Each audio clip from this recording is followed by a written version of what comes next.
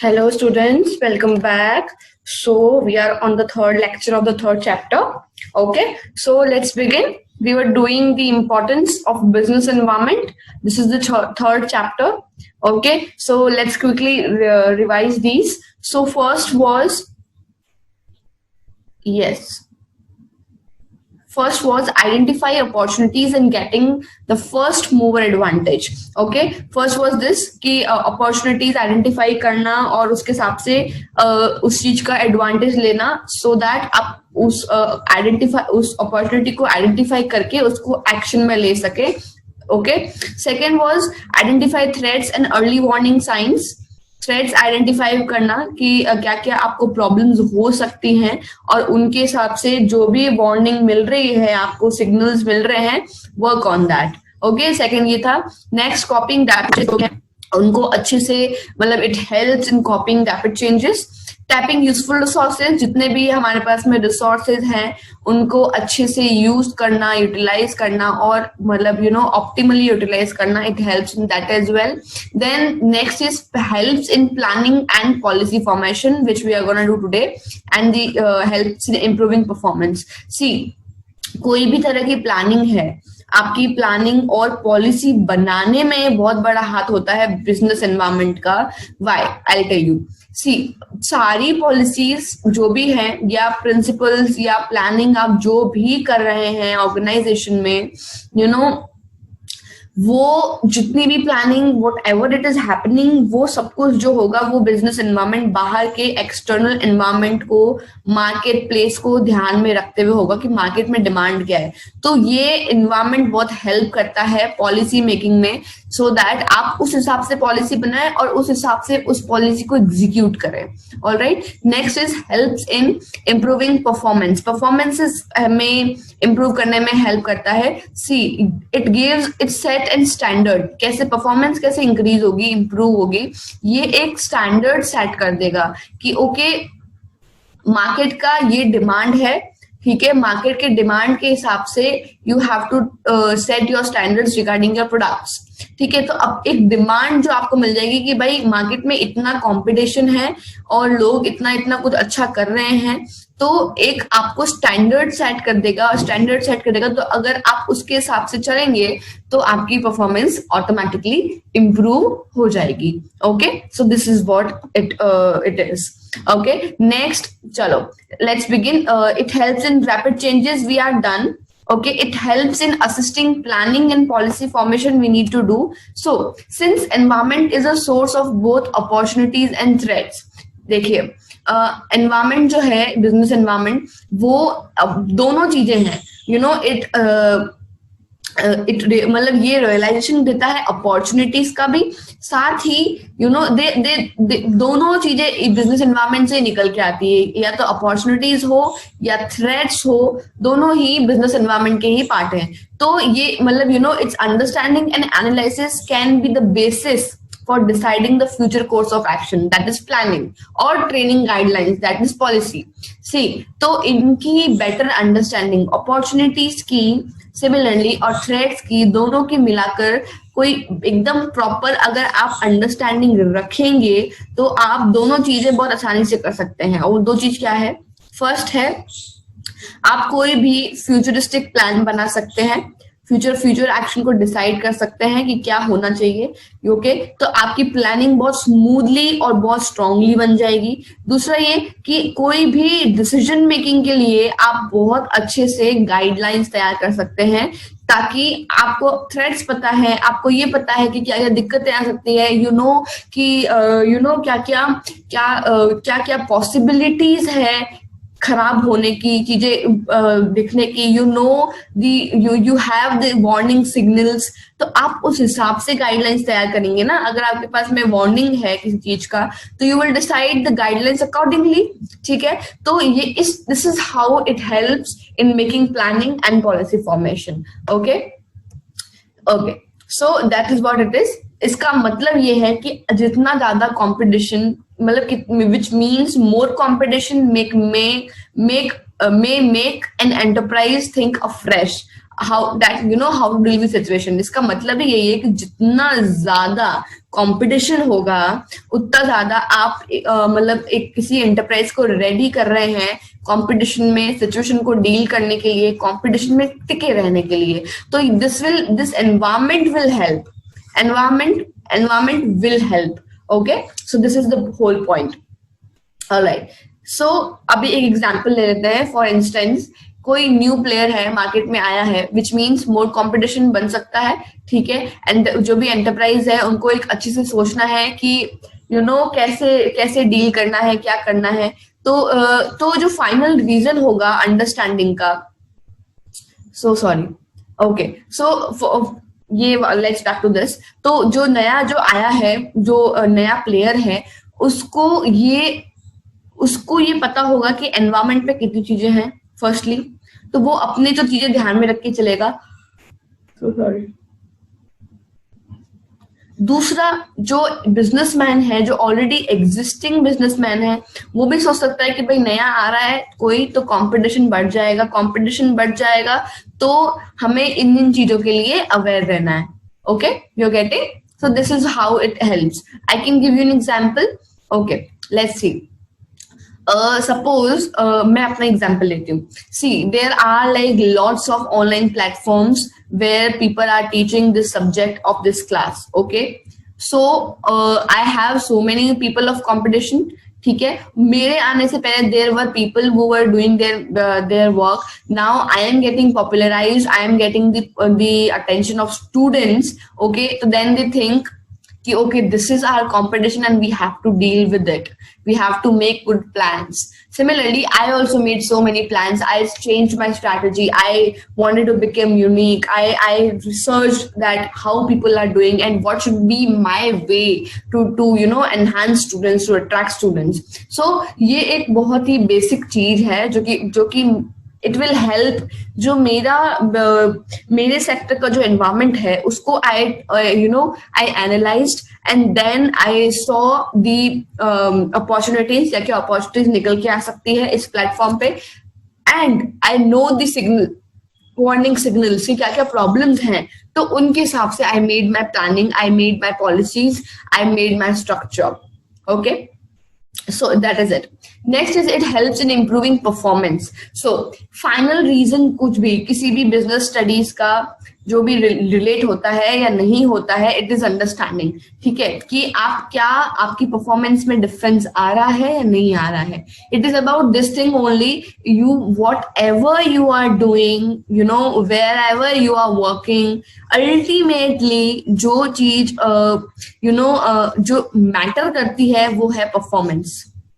Only the performance will matter. Only the performance is the main parameter कि आपकी performance में कुछ difference आ रहा है या नहीं।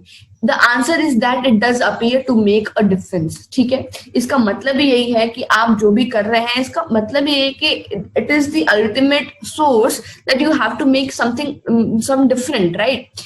Many studies reveal that the future of an enterprise is closely bound up with what is happening in the environment and the enterprise that continuously monitor their environment. ठीक है, बहुत सारी ऐसी स्टडीज हैं, बहुत सारी चीजें हैं जो फ्यूचरिस्टिक होने के साथ साथ ऐसा रिवील होकर आई हैं। पता चला है कि जितना भी एनवायरमेंट काम करता है वो बिल्कुल क्लोजली बाउंड है एनवायरमेंट के। It is closely bound to the environment. Alright, ये ऐसा बोला गया है।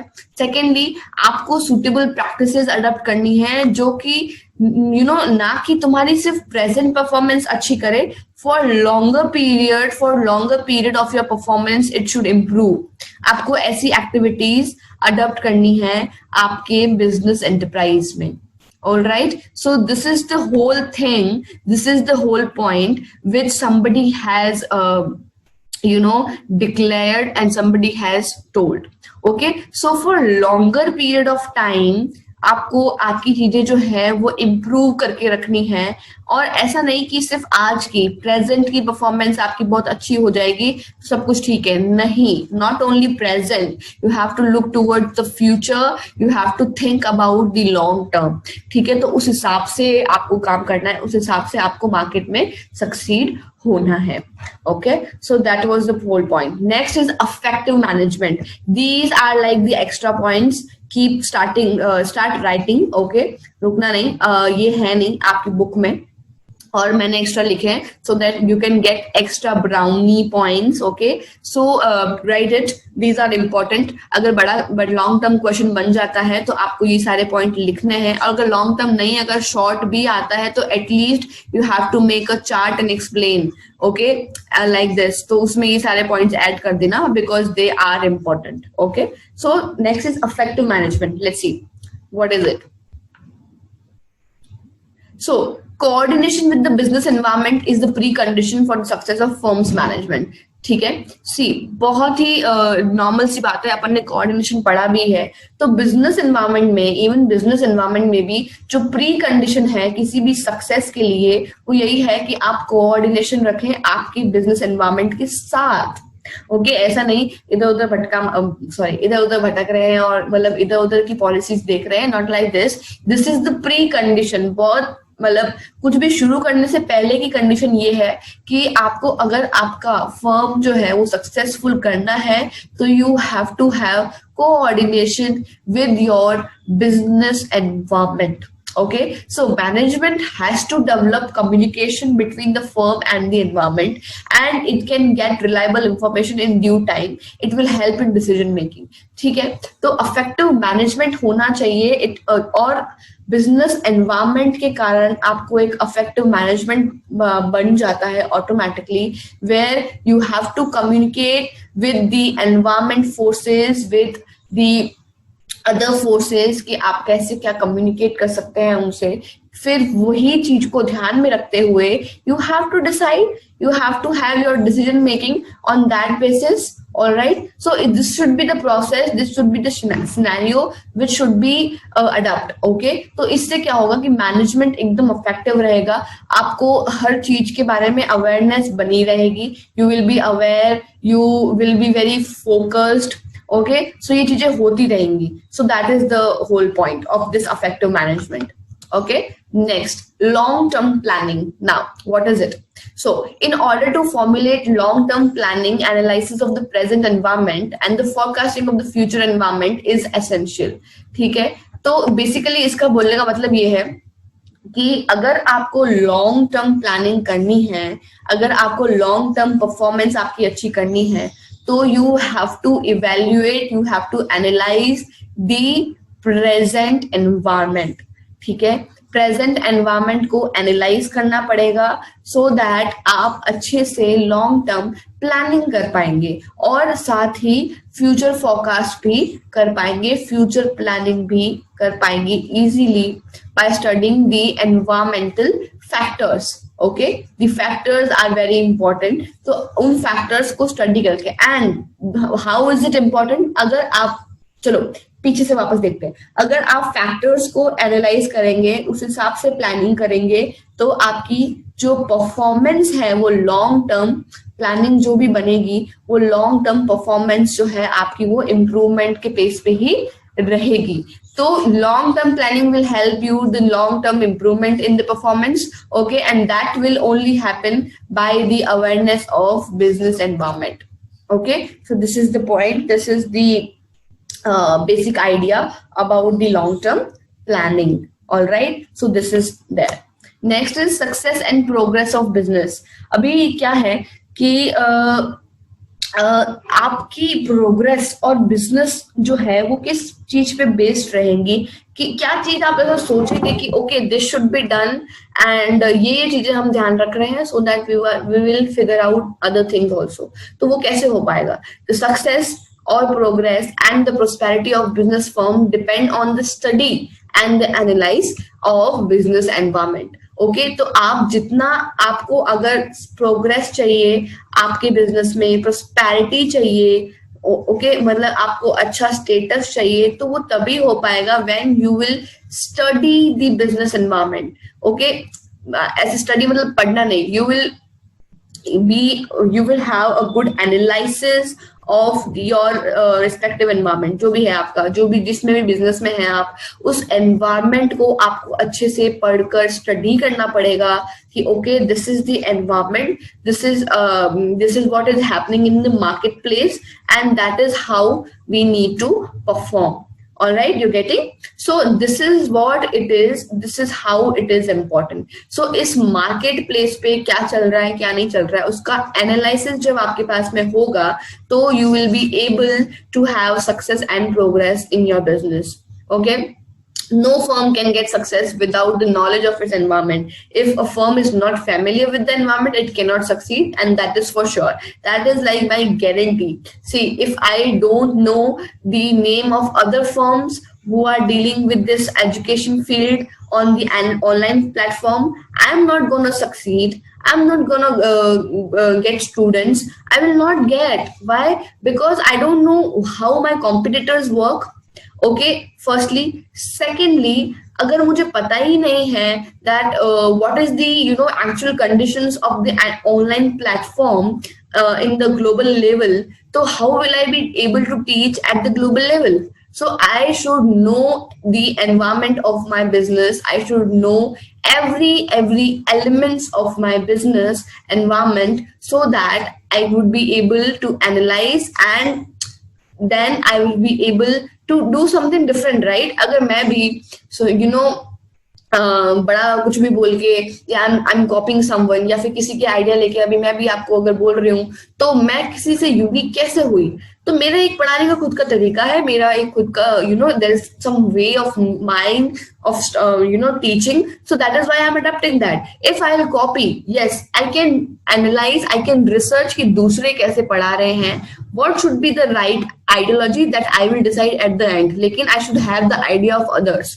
They are my competitors, they are also teachers. Similarly business में भी ऐसे ही होता है. Similarly आपके क्लासरूम में दो टॉपर्स के बीच में भी यही होता होगा. I am telling you कि competition जो है वो बचपन से चलता आ रहा है. Even दो siblings के बीच में भी होता होगा.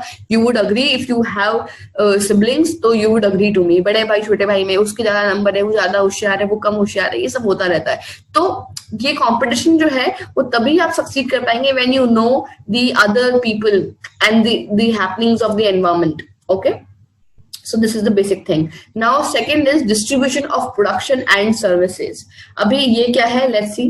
So in order to get the desired profit and optimum and economic use of factors of production, the knowledge of external environment is essential for the business firm. See, ये बहुत important है. अगर आपको desired profit चाहिए, अगर आपको वो वैसा outcome चाहिए जो आपने actually plan किया है, okay, अगर आपको optimum utilization करना है आपके resources का, चाहे वो human resources हो, ठीक है, चाहे वो ह्यूमन रिसोर्सेज हो, चाहे वो फैक्टर ऑफ प्रोडक्शन हो, चाहे वो कुछ भी हो, ठीक है, आपको अगर उनका ऑप्टिमम यूटिलाइजेशन करना है तो you have to have knowledge of external environment. External environment का नॉलेज होने से क्या होगा पता है? आपका बिजनेस जो है आप उस तरीके से ही उससे ग्रो करेंगे, आप उन्हीं आपके रिसोर्सेज को आप उसी तरीके से डेवलप करेंगे. You will not you will not be ऐसे हवा में नहीं. सपोज आपको पता है कि let's take an example of Colgate, ठीक है, let's take example of that. Colgate आप टूथपेस्ट है, एवरीबडी नोज. अभी Colgate की कंपनी को पता होना चाहिए कि उनके कॉम्पिटिटर्स कौन कौन से हैं. बहुत सारी कंपनी है, अभी पतंजलि भी आ गई है, ठीक है, और भी बहुत सारी है. तो जो भी है बहुत सारी company, let's write the name. Patanjali हो गई और पेप्सोडेंट, ठीक है, और कौन कौन सी है बताना, क्लोजअप, ठीक है. तो ये सब हो गई.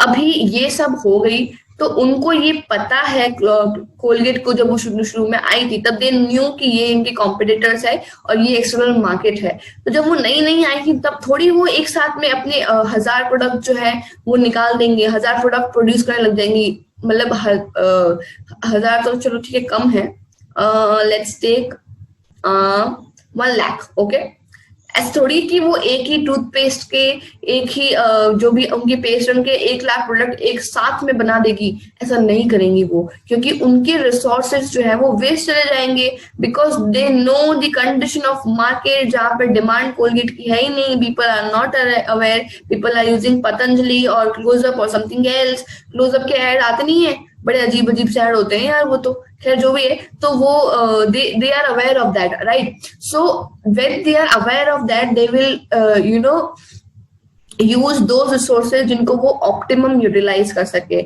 ऐसा नहीं हो कि उनको यूटिलाइज नहीं कर सके और वो वेस्ट हो जाए। They will know the situation of the market के बाहर मार्केट की सिचुएशन क्या है, एंड मतलब thereby they will decide कि क्या करना है क्या नहीं करना है।